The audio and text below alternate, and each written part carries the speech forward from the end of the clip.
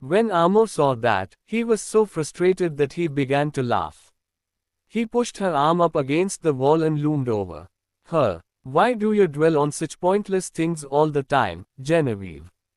I've already told you that there hasn't been anything between me and Marilyn ever since we broke up. You got hurt because of my negligence. I came to Springwood looking for you because I was worried about you. I took you shopping because I could tell you were in a bad mood, not because I was trying to pay you back or something. Genevieve was baffled by his explanation. She wrote, "Why would you be worried about me?" Amo was rendered speechless for a few seconds.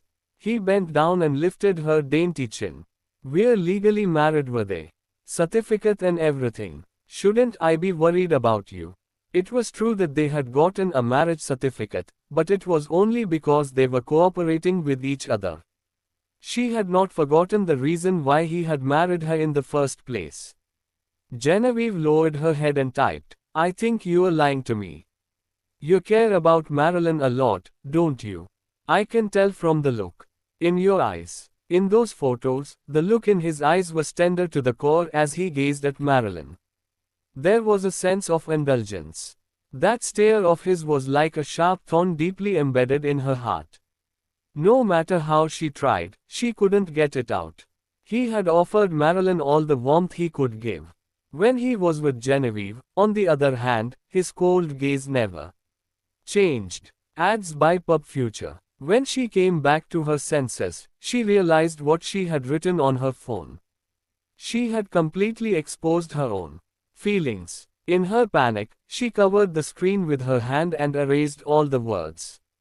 However, Amo had already read them while she was typing. When he saw how she was frantically deleting the message, he let out a few low chuckles. "When I was dating Marilyn, I never ate any of her leftovers, nor did I ever feed her anything." Genevieve couldn't help but refute, "Maybe she's a germaphobe." "Is that so?" Amo murmured with a slight hoarseness in his voice. He leaned down even more and pressed his nose against hers. "I never let her take pictures of me for her to post online, either. I didn't want people to see them. I never took her shopping for an entire day, nor did I take her to a night market. I never forced myself to eat such spicy pasta to help her get a single plushie. You said that you could tell from the look in my eyes. I'll say it right now, then, I love Marilyn. What do you think? Is it true?" Genevieve stared into his vibrant eyes, which were right in front of her. When he said those three words, his gaze didn't waver at all. For some reason, the things he had told her and that gaze of his were enough to dispel the frustration and unhappiness that had lingered in her heart for the past few days. The corners of her lips began to curl up, but she quickly hardened her expression. Using her hands, she pushed him away and walked off with the cat plushie in her arms. Thanks to Amo's long legs, he could catch up with her in just a few steps. "Do you still want the candied strawberry?" Genevieve shot him a quick glance and shook her head. Amo finished the rest of the candied strawberry. With a frown, he said, "This is full of artificial sweeteners. You'd better not eat it next time." Genevieve simply rolled her eyes in response. When they returned to the hotel after they were done walking around the night market, it was already past 11. The jewelry and bags that she had bought in the mall had been delivered to their suite that afternoon. Boxes of all sizes were piled up in the corner of the living room. Amo was sweating quite a bit after walking around the night market. The first thing he did after getting back was to take a shower. Meanwhile, Genevieve sat cross-legged on the mat on the bedroom floor. She ripped off the plastic wrapping on the cat plushie and found that it was quite nice to the touch. It was soft, and she would love to hug it to sleep. The image of Amo's sweat-covered forehead and flushed neck while he was eating the plate of devil's pasta surfaced in her mind. Most people couldn't take more than a bite, but he had finished it all. She figured that his stomach was probably having a hard time right then. Thus, she took her phone down to the first floor of the hotel and asked the receptionist at the front desk, but they only had Auntie Inflammatory pills. She used her phone to search for nearby pharmacies thereafter and navigated there to get some antacids. When she got back, Amo had just come out of the shower. The collar of his bathrobe was loose, which exposed his seductive, alluring naked chest. Genevieve opened the pillbox and passed him 2 pills. He had planned to tell Stephen to get him some medicine once he was done with his shower. Unexpectedly, however, she had already gone to buy them, which made him chuckle. He was in a great mood. Why is he smiling when he's having a stomachache?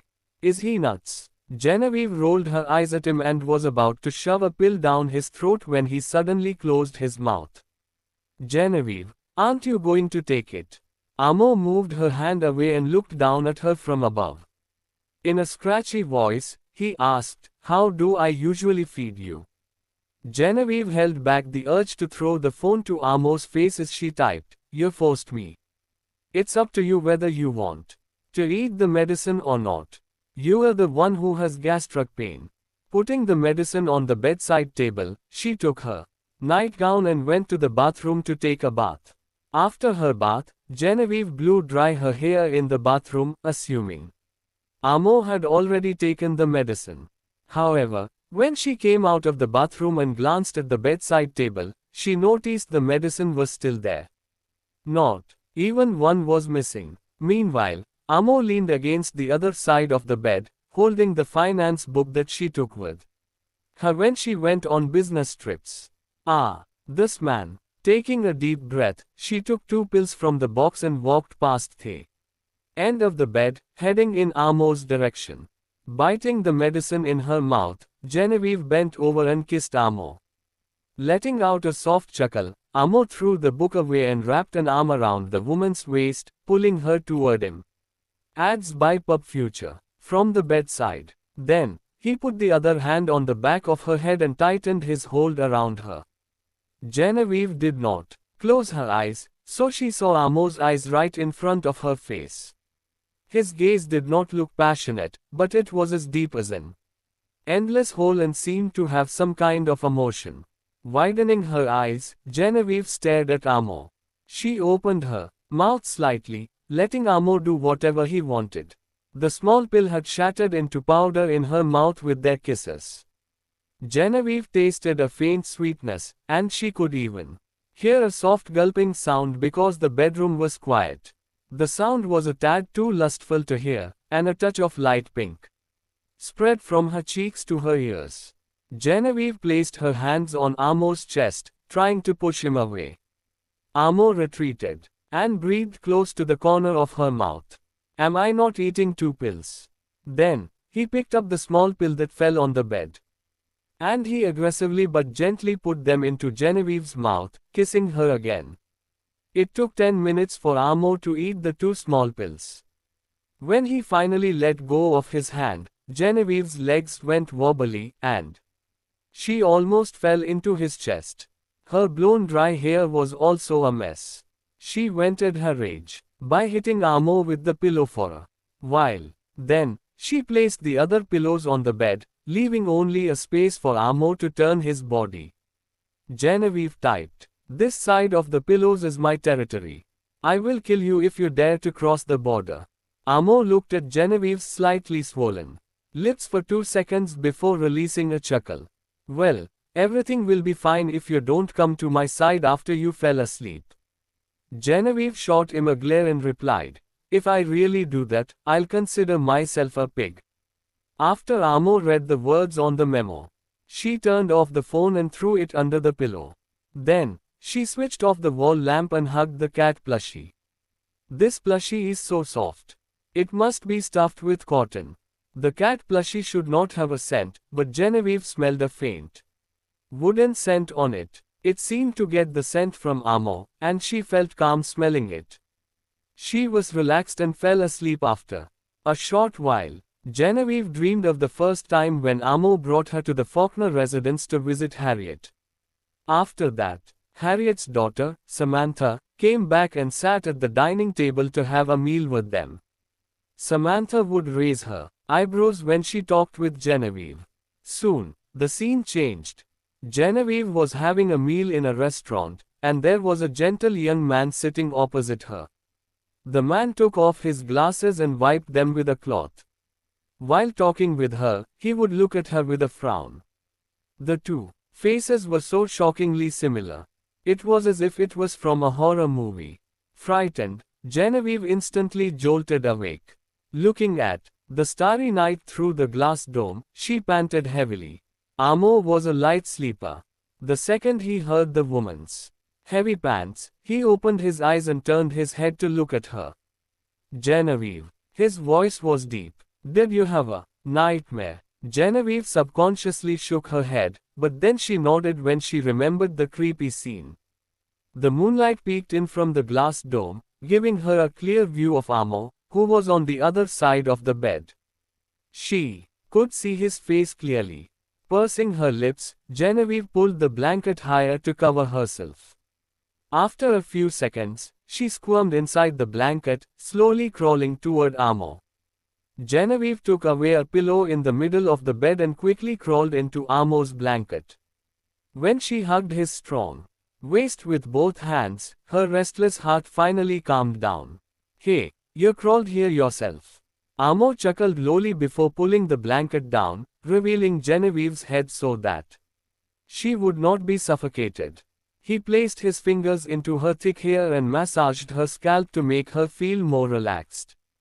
Let's sleep, piglet. Recalling how she typed she would consider herself a pig if she went to Amo's side, Genevieve felt embarrassed, and she buried her head deeper into his embrace. Perhaps Genevieve felt secure hugging Amo as a big pillow while sleeping. She slept until 10 o'clock the next morning. Amo had already woken up around 7 o'clock in the morning. He was working in the living room. Ads by Pub Future. After Genevieve finished brushing up, he had almost finished his work. Amo brought her to have a meal in the restaurant and called the hotel's chartered car to send them to the hospital. The same doctor from last time gave Genevieve another CT scan for her throat. After a detailed examination, he said, Ms. Rachford, there's no problem with your throat. You may stop applying the medicine to your neck once the bruise is gone. Please, eat clean during this period, and your vocal cord might be recovered in a few days. Genevieve thought for a moment before typing, can I eat desserts? What about meatballs? Then, she showed the phone to Thay. Doctor, of course, you can. The doctor nodded with a smile. After getting the doctor's permission, Genevieve kept her phone and raised her chin at Amo.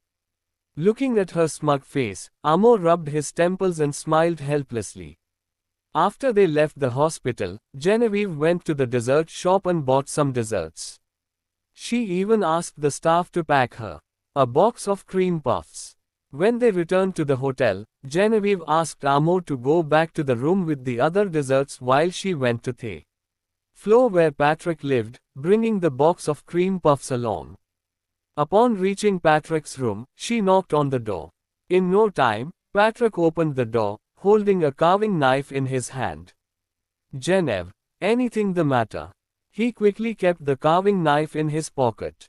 Genevieve held up the box of cream puffs and shook them in front of Patrick.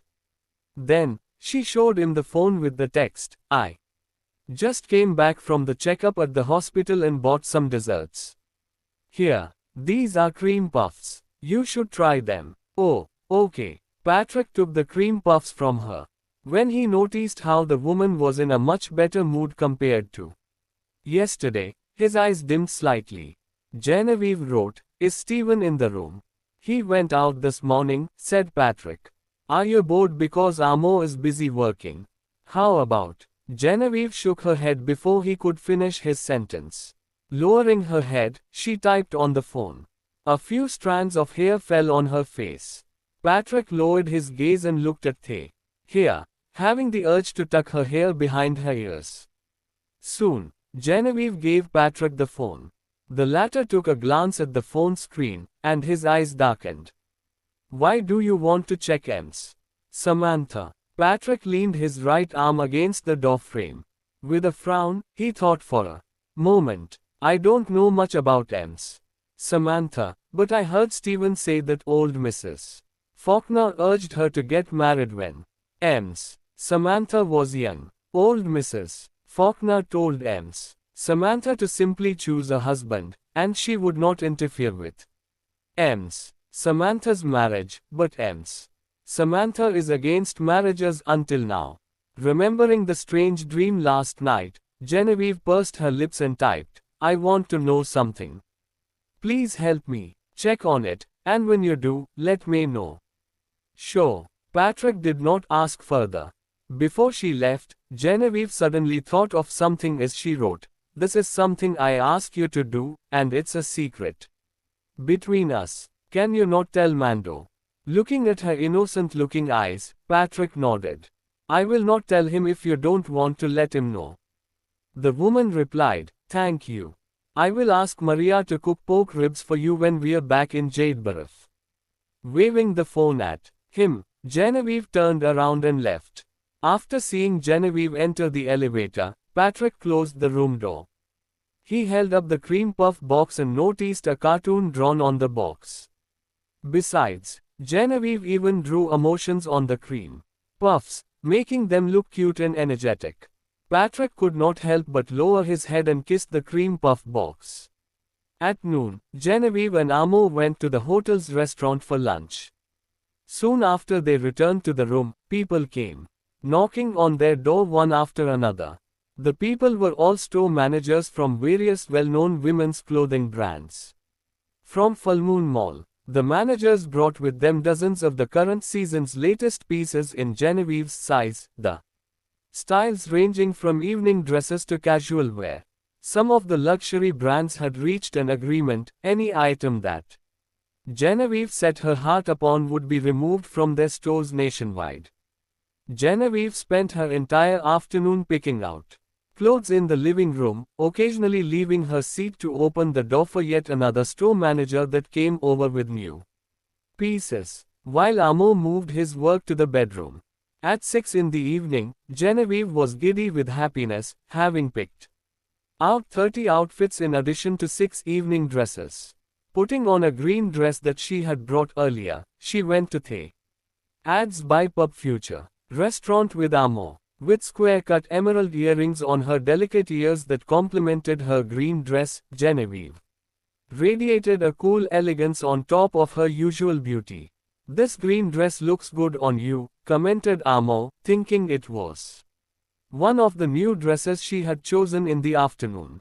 He raised his hand to her earlobe, caressing it, pleased with its softness. His gaze then landed on her graceful shoulders and the small exposed area of her collarbones. Perhaps I can buy you another one tomorrow, Amo murmured. Freezing for a moment, she swatted Amo's hand away, sensing his implication. Glancing at the man warily, she took a step away from him. Amo grinned quietly. Arriving at the restaurant, they took a table near the window, and Amo ordered their food after looking through the menu. Propping her chin in one hand, Genevieve looked out the window. The hotel had built a large outdoor swimming pool over almost 300 square meters of land. Behind the building, many hotel guests were at the swimming pool with their children, taking advantage of the setting sun and the mild temperature outside. Reminded of the swimsuits that she had chosen while picking out clothes earlier, Genevieve took her phone and typed, I want to go swimming after dinner. Following her gaze, Amo looked downstairs through the window and furrowed his brows. We have a small pool in the suite. You can swim there later. It'll be the same. Genevieve shook her head in protest, typing, the one in our suite is way too tiny. I can't even do a lap around it. Defeated, Amo rubbed his temples and signaled a waiter over, discreetly giving some instructions to the latter. Genevieve put her chin on one hand and gazed at Amo as he spoke to the waiter. I love the feeling of being spoiled, be it yesterday's outing or picking out clothes in the hotel room today. Not only so, but I've also started disliking sleeping alone after I fell asleep cuddling Amo for a few nights. It would feel as if something's empty. In his presence and his embrace, I feel safe. After sending the waiter off, Amo noticed Genevieve gazing at him. Looking up, he asked, "What's the matter?" Genevieve shook her head, the corners of her lips curling, as she raised her glass to take a sip of water. After dinner, Genevieve eagerly went back to change into a swimsuit. However, since Amo vetoed her first choice, a figure-hugging white one-piece, she grudgingly put on a floral patterned swimsuit that came with a skirt. To Genevieve's surprise, there was no one at the swimming pool when she got there. She recalled the conversation Amo had with the waiter during dinner. He must have told the staff to clear off the swimming pool. That is so unreasonable, but I enjoy it. Everyone enjoyed being doted on. Genevieve was no exception. Before stepping into the pool, Genevieve seemed to have thought of something as she approached Amo with a hair tie, turning her back toward him. Amo took it from her and swiftly put her hair up in a high ponytail. Once the man was done, Genevieve dove into the pool, swimming as effortlessly as a fish in the ocean. At times when she stuck her head out of the water, she saw Amo sitting in the rest area, speaking to Stephen while Patrick was beside them. Genevieve waved at Patrick, asking him to get into the pool, but Patrick shook his head in refusal. Some new hotel guests had arrived at the pool with a child clad in swimsuits, unaware that the outdoor pool had been booked out. A member of the hotel staff stopped them from entering. "My apologies, madam, the outdoor pool is booked out for the day. We have an indoor pool on the 12th floor. You may bring your child to play there. I paid to stay at this hotel, and you won't even let my daughter swim."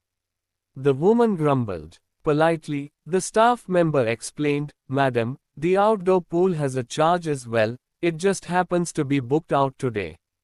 The gentleman who booked this pool has also booked out the indoor pool on the 12th floor to let all other guests swim for free. You may go there if you wish."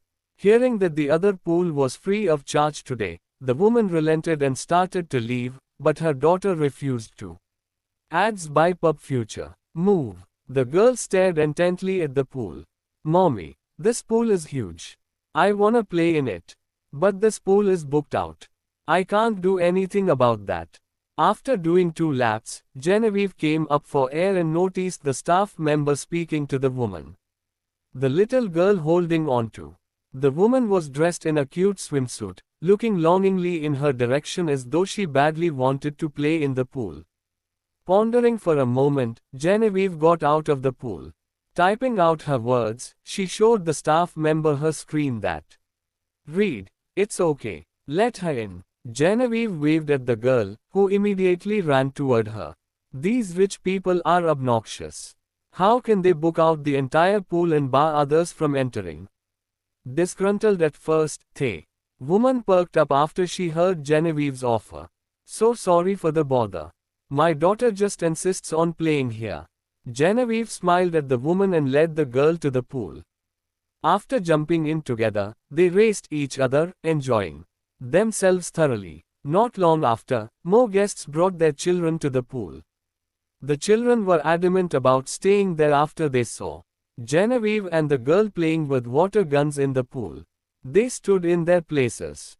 Even the parents who were dragging them away were rendered helpless. Genevieve decided to let the children in and instructed the staff member to allow entry to all children after that. Soon, the pool that was initially booked exclusively for Genevieve was filled with children.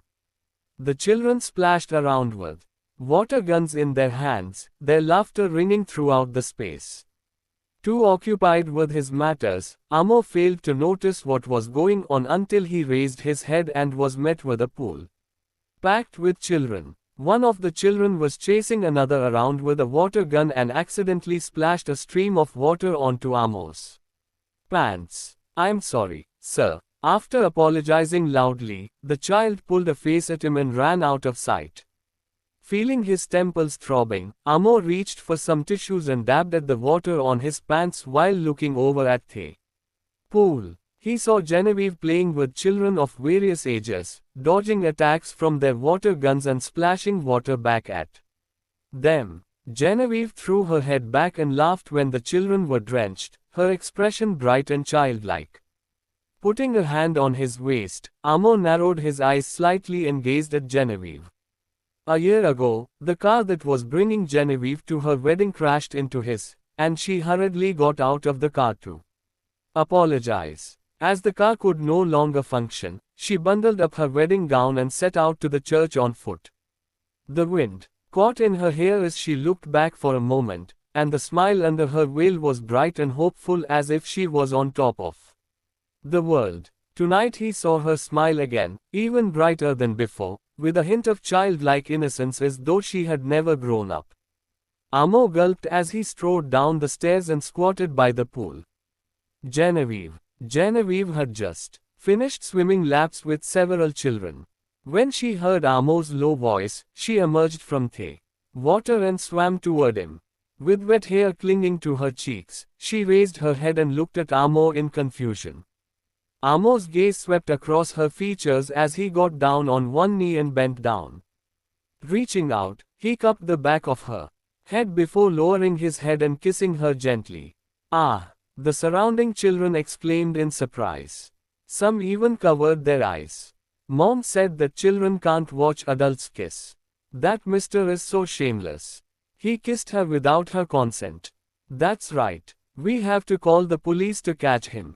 At the rest area, Patrick reclined lazily against the chair as he listened to Stephen talk when he saw Amo approach the swimming pool, leaned down, and kissed Genevieve. Ads by Pub Future. The intimate gesture was an eyesore to him. Patrick got up from the chair, grabbed a glass of water from the table, and gobbled it down as he turned around. Glancing at him, Stephen looked toward the swimming pool. Perhaps he had seen it too many times before, or maybe it was because he was getting old, but Stephen was immune to such scenes. His expression remained calm. "You're not young anymore." Stephen thought Patrick was embarrassed. He tapped the latter on the shoulder with a document and said, "My friend's niece is 1 year younger than you. She graduated from a prestigious university and is beautiful. I'll ask my friend to arrange a meeting for the both of you, okay?" Patrick paused and pursed his lips. "Stephen, don't worry about me. Look at yourself. You are in your 30s but still don't have a girlfriend. How could you talk to me like that?"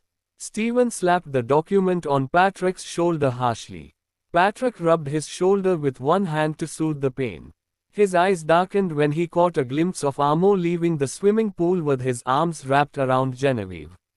Stephen caught sight of them as well and started to pack up Amo's phone and belongings. "Let's go. I'll speak to my friend later to ask for her niece's WhatsApp contact so you can get to know her. You should become a matchmaker, Stephen. You'll be a popular one." Patrick snorted and grabbed his jacket from the back of the chair. However, he did not have a firm grip on it, and something small fell out of the pocket.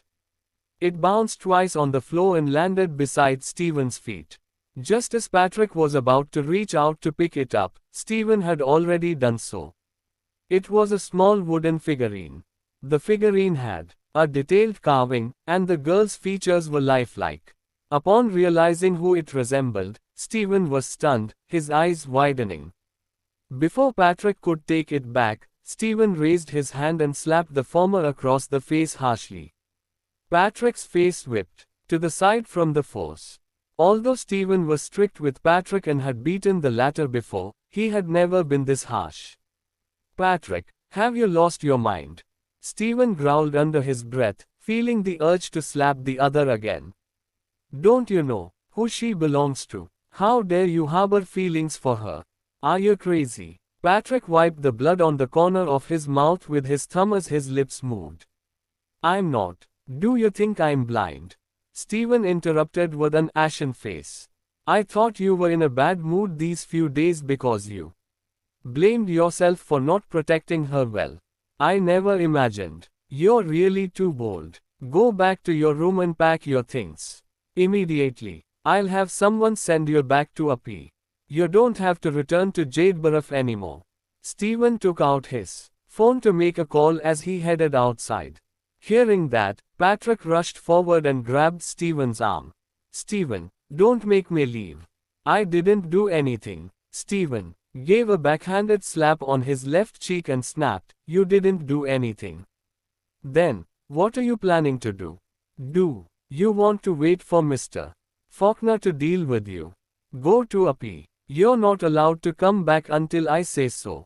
Steven shook him off and stormed away. Licking the blood from the corner of his lips, Patrick stood there alone with his eyes lowered. Meanwhile, Genevieve pushed Amo away when they returned to the room and headed to the bathroom for a shower. Just as she finished drying her hair, Amo approached her. Grabbing her waist, he placed her on the sink countertop. Genevieve was only wearing a thin bathrobe. The cold from the marble countertop seeped through the clothes and made her shiver. As soon as she frowned, Amo kissed her. The warmth of his body spread to Genevieve's palms, making her forget about the cold. The kiss lasted for a long time. When Genevieve leaned back to get some fresh air, she watched Amo take off his shirt in a daze. A faint spot of purple swayed in front of her eyes. She suddenly came back to her senses. There was a light purple bellflower on Amo's chest, which was about the size of a thumb. When Amo leaned in to kiss her again, Genevieve pushed him away forcefully and even used her feet to push him further away. Ads by Pub Future. Amo followed her displeased gaze and lowered his head. He paused when he saw the tattoo on his chest, then uttered amusedly, "This tattoo is to cover the gunshot wound. It has nothing to do with Marilyn." Genevieve's lips were still pursed in obvious disbelief. Grabbing Amo's shirt and throwing it at his head, she jumped off the countertop and left the bathroom to change into a long dress. When Amo exited the bathroom, she grabbed his hand and left the suite without a word. Although she did not say anything, Amo could guess what she wanted to do. He rubbed his brows with his fingers but kept silent. When they left the hotel, Genevieve happened to see Steven making Patrick get into the hotel's chartered car. The corner of Patrick's lips was slightly swollen, and his gaze was dim. Genevieve could not hear what he was saying to Steven, but his gaze was pleading. Genevieve approached them. Spotting her over Steven's shoulders, Patrick quickly looked away and got into the car, while Steven turned around. "Mrs. Faulkner, are you going out?" Genevieve nodded. When the car behind Steven sped away, she took out her phone to type out a message. "Why is Patrick leaving? Is he returning to Jadeborough first?" "Oh, that's not it. There are some issues with the company in Uran. I'm sending him there to help out." Steven lowered his head. His voice is formal as ever. "He's rushing to the airport to catch his flight." "Really?" Patrick seemed weird earlier, and there was blood on the corner of his lips. He looked as if he got punched. Genevieve initially wanted to ask more. However, she thought it was normal for Patrick to deal with matters assigned by Steven, since he was the latter's younger brother. Hence, she put her phone away. Steven called for another chartered car and personally opened the door for Genevieve and Amo to get on. The driver asked respectfully, "Where would you like to go, miss?" Genevieve had opened WhatsApp to send a message to Patrick. At the driver's question, she exited WhatsApp and opened the map to show the driver her destination. 15 minutes later, the car stopped in front of a tattoo parlor. It was 11 o'clock at night. The tattoo artist had packed his things and was about to lock up when he saw a car stop in front of the shop. He recognized it was a chartered car from the most well-known hotel in Springburn. The tattoo artist perked up and opened the door. When Genevieve got off, he welcomed her warmly. "Miss, are you here to get a tattoo? It's already late at night, so you may have to pay extra fees." Genevieve nodded, indicating that money was not an issue. The tattoo artist immediately brought them into the shop. He got them a drink and handed Genevieve 2 albums. "These are all the popular tattoo designs. Please take a look. Are you the one getting the tattoo? Or your boyfriend?" Genevieve showed her phone to the tattoo artist with a text that read, "I want to remove a tattoo." Then, she typed another sentence, I want to replace one tattoo with another. Is that okay? She found the tattoo on Amour's chest annoying. Hence, she wanted to remove it and replace it with another one that she liked. When the tattoo artist noticed Genevieve was typing on her phone's notepad app, he instantly understood that she could not speak. After a brief pause, he replied, "It depends on the size of the tattoo. If the tattoo isn't big, we can draw another design on top of it." Genevieve nodded before turning to look at Amour, who was standing behind her. She then wrote, "Are you going to take it off yourself, or do I have to help you?" Amour was then reminded that he had said something similar to her back at the hotel. He did not expect her to return the favor this soon. A faint look of helplessness could be seen on his otherwise cold expression as he quickly took off his shirt. The tattoo artist took a good look at Amour's strong and muscular upper body. "Is your boyfriend a model? His body is amazing. I won't get to achieve this body even when I go to the gym," he said with a look of envy. Genevieve typed, "Sir, I'm here for you to remove his tattoo. Not for you to look at his body." She then pointed at Amour's chest. The tattoo artist quickly spotted the thumb-sized light purple bellflower tattooed onto Amour's chest. "That's such a small tattoo. It'll only take a few minutes to remove it. Young lady, why don't you take a look at what tattoos you would like to be? Ads by Pub Future. Tattooed on your boyfriend," the tattoo artist said as he gestured for Amour to take a seat on the chair. He then went to prepare his tools. Genevieve sat next to the coffee table and flipped open the book that contained pictures of tattoo designs. Every page had a large tattoo pattern. There was even a drawing of Jesus. Amour tilted his head to the side slightly as he remained seated in the chair. When he saw Genevieve flipping through the book of tattoo designs, his eyes twitched. "This tattoo really does not have anything to do with Marilyn," he explained once again. Genevieve looked at him as the doubt in her eyes grew stronger. She then replied, "Don't you know that the more you explain, the more it seems as if you are trying to cover something up?" Amour fell silent. "Choose whatever you wish," he stated in the end. When Genevieve noticed the helpless look on Amour's face, she quickly held up the book to cover her face so that she could smile secretly. After the tattoo artist cleanly removed the tattoo from Amour's chest, Genevieve passed a drawing over to him. There was a small, light green flower drawn on it. "Isn't this a Genevieve Ossie?" The tattoo artist was able to recognize the drawing just after a glance. "Is there even a green one?" Nodding, Genevieve typed, "There isn't one now, but there will be after you tattoo it onto him." The tattoo artist instantly understood. "There are hundreds of couples who come to get tattoos from me. Most of them only tattooed each other's faces, names, birthdays, and more. Your choice is particularly unique, young lady," he commented with a smile. Genevieve tapped her cheek with her finger as she smiled, remaining silent. "Of course my choice is unique. I drew it myself." Genevieve requested for the tattoo to be about the size of a thumb, as long as it was able to cover the muzzle of the gun on Amour's chest.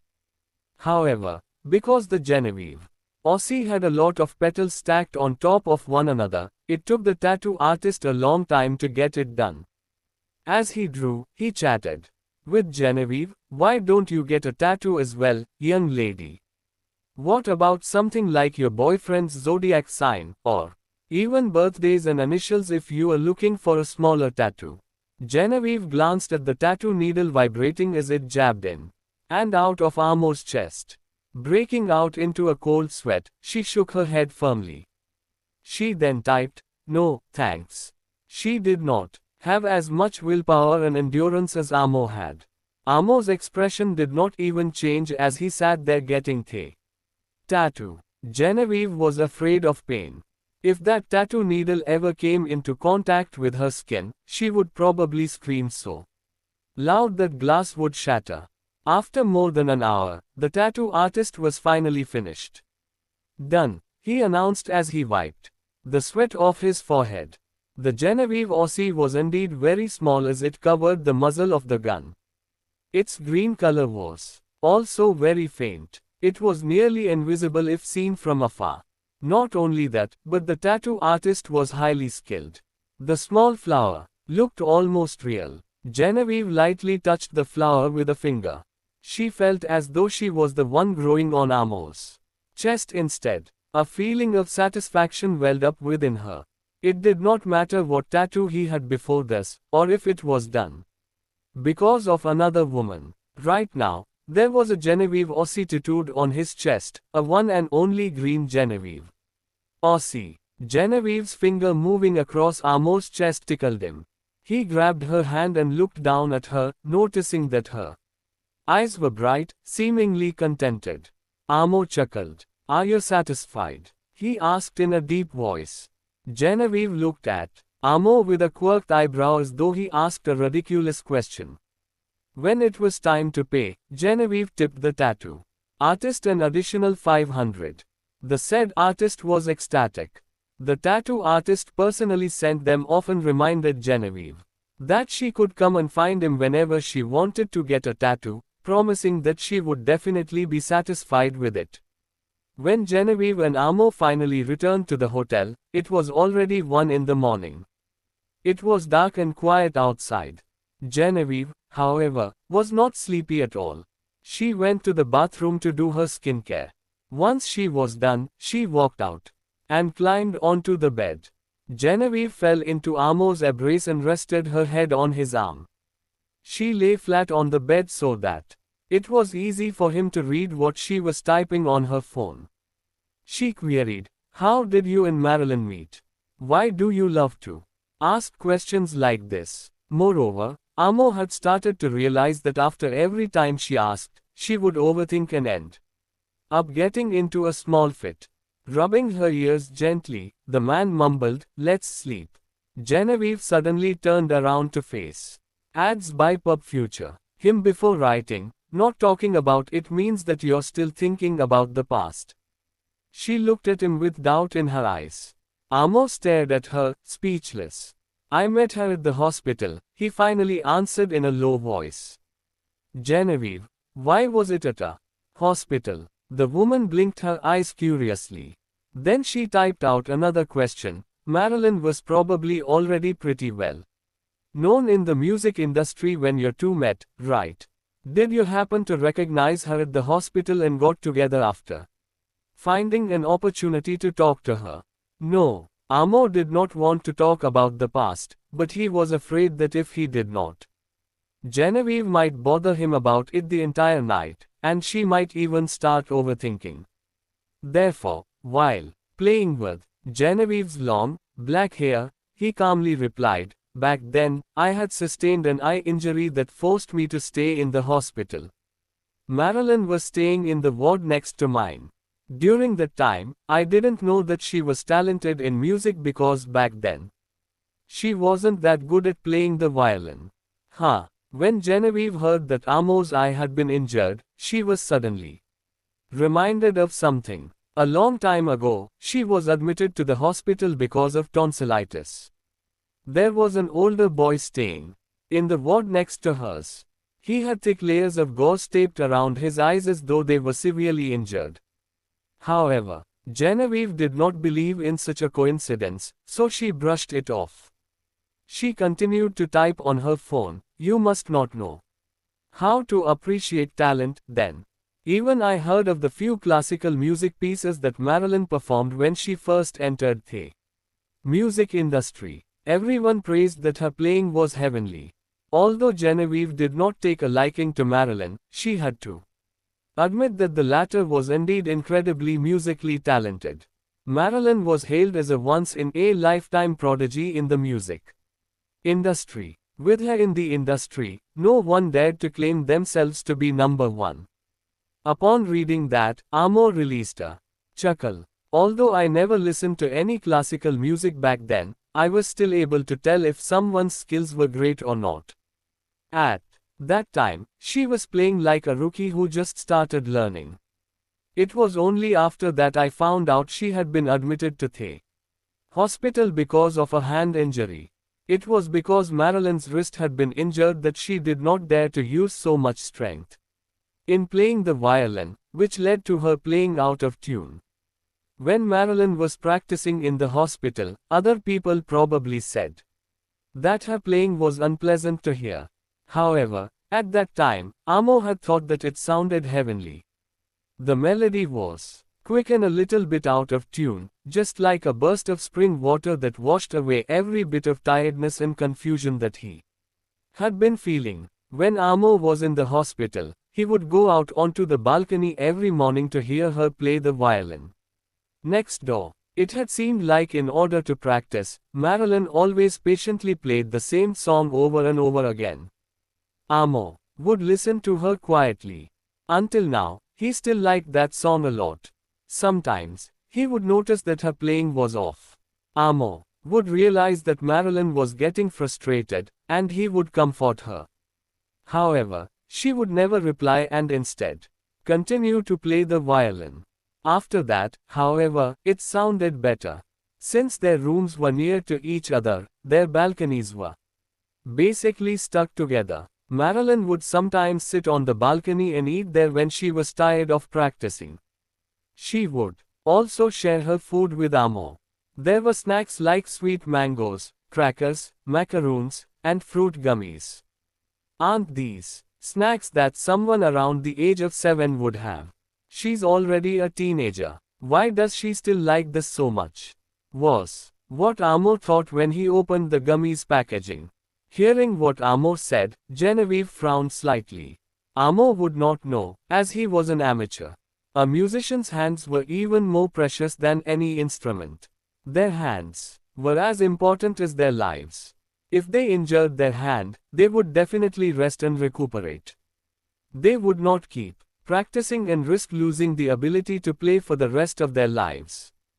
Does Marilyn not cherish her hand? Genevieve thought miserably. When she inadvertently lifted her head, she noticed the profoundness in the man's gaze. He seemed to be reminiscing about the past, and there was a hint of faint gentleness in his eyes.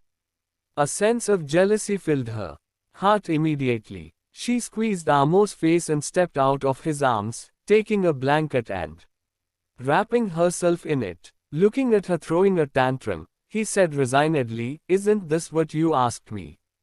Genevieve extended her leg and kicked him. Then, she handed him her phone from inside the blanket with a text that read, "I was just asking how you got to know each other. Did I ask you to go into such detail? The situation happened a long time ago, but adds by Pub Future. You remember it clearly. How amazing you are." Amo was speechless when he read the message. After a while, he reached out his hand to pull the blanket that was covering Genevieve. Seeing how she refused to let go out of spite, he moved his hand in from the corner of the blanket, touched her waist, and tickled her. Genevieve, who was under the blanket, began to dodge his hand. Before long, she could not take it anymore and pulled down the blanket while laughing. Her hair was strewn across the pillow. Amo leaned forward to kiss her, swallowing her heavy breathing. He only kissed her briefly before restraining himself and letting her go. Caressing her hair to help her relax, he uttered, "We'll sleep now, okay? Our flight back tomorrow to Jadeborough is at 10 in the morning." Genevieve nodded. As he lay back down, she nuzzled into his arms again, waving her phone at him. There was a typed message. Which hospital was it? Was it in Zeedles? Amo gave her a sidelong glance but ignored her. Pressing her head against his chest, he took her phone away from her grasp. "Are you trying to torture yourself?" The more he resisted saying anything, the more Genevieve insisted on knowing. She grabbed his arm and shook it while staring at him. The shaking made him agitated but helpless. "If you know which hospital we met at, are you planning to destroy it so it'll be out of sight and out of mind?" Genevieve nodded before pulling out her phone, typing, "If you financially support it, yeah, I'll destroy it." She had no idea when it started that she had a sense of possessiveness. She only wanted Amo to be hers alone. The thought of him having been in a long-term relationship with another girl, pouring a lot of enthusiasm into her, and displaying a gentle gaze when thinking about their past made her feel uneasy. Amo glanced at the phone and raised his hand to touch her earlobe. You can't destroy General Hospital even if you have the money. You can destroy me, though. General Hospital. Genevieve was stunned for a brief moment. Then, she took Amo's arm and shook it before asking, the one in Jade Baraff? Yes. Amo smelled a faint pomegranate scent from her body and felt his own body heating up, which was slightly torturing. His breathing became irregular, but he controlled himself in the end. When he yanked Genevieve's phone away, she turned around and sat on him. Her hair slipped from his cheeks and eyes as she lowered her head slightly. It was slightly ticklish. Genevieve's gaze moved across Amo's face as if she was looking for something. A surprised look flashed past her eyes. She recalled how Amo had just mentioned that he was admitted due to an eye injury. At that time, Marilyn already had some fame in the music industry. However, the violent sound he heard sounded like a beginner. And it was also in Jade Baraff's General Hospital. The past that she had almost forgotten became vivid in her mind all of a sudden.